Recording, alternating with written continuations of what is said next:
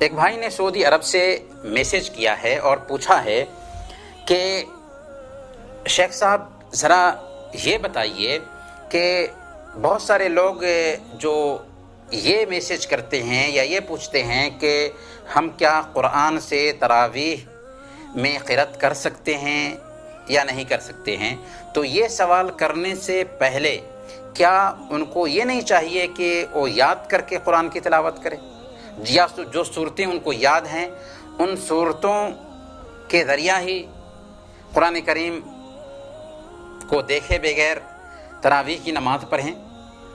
دیکھیں، میں آپ کے جذبات کی قدر کرتا ہوں. اگر شریعت نے کہیں پر رخصت رکھی ہے نا تو اسے اختیار کرنے میں کوئی مضائقہ نہیں ہے، کوئی حرج نہیں ہے.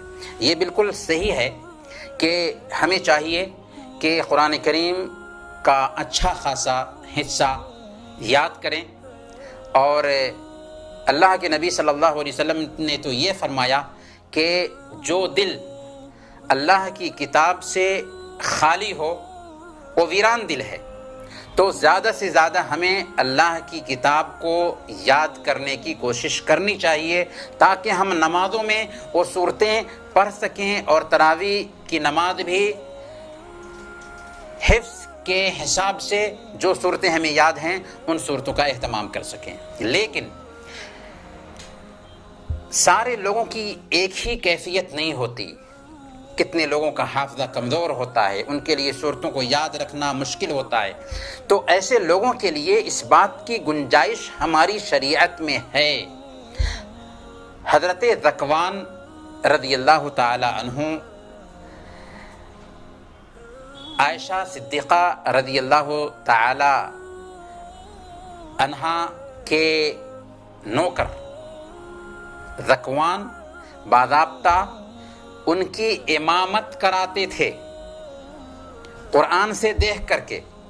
اور یہ روایت امام بخاری رحمۃ اللہ علیہ نے تعلیقاً اپنی صحیح میں بیان کی ہے.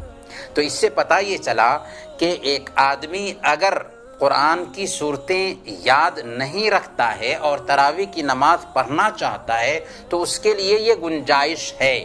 البتہ اگر وہ قرآن کو دیکھے بغیر اپنے حفظ سے یاد کرتا ہے تو یہ بہتر ہے، یہ افضل ہے، یہ اولا ہے، اگرچہ چھوٹی چھوٹی صورتیں ہی کیوں نہ ہو.